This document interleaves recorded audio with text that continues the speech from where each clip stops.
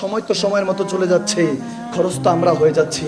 Time and tide wait for none, সময় এবং স্রোত কারোর জন্য অপেক্ষা করে না। উঠুন, উঠুন আরেকবার, আবার সে জোশ নিয়ে উঠুন। আজকে হিসাব যদি লাগান, অতীতটা হলো আমাদের জন্য হিস্ট্রি, আর ভবিষ্যৎ হলো মিস্ট্রি। আমাদের কাছে অজ্ঞানের মতো কিছুই জানি না। প্রেজেন্ট ইজ গিফট, বর্তমান হলো আপনার জন্য তোহফা।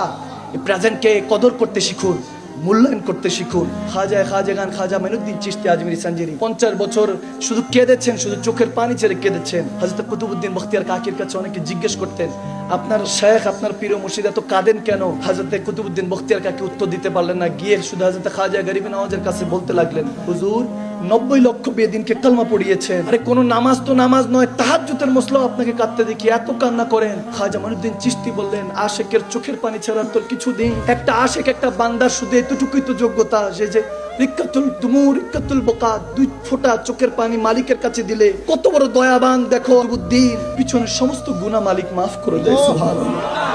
হায় হায় হায়। যেনারা আশেক ছিলেন তেনারাই জানেন, आशिक उनका ऐसे बनो जैसे हजरत वैसुल करनी थे, प्यारे नबी के एक दाते पर उन पे 32 गिराना भूल गए।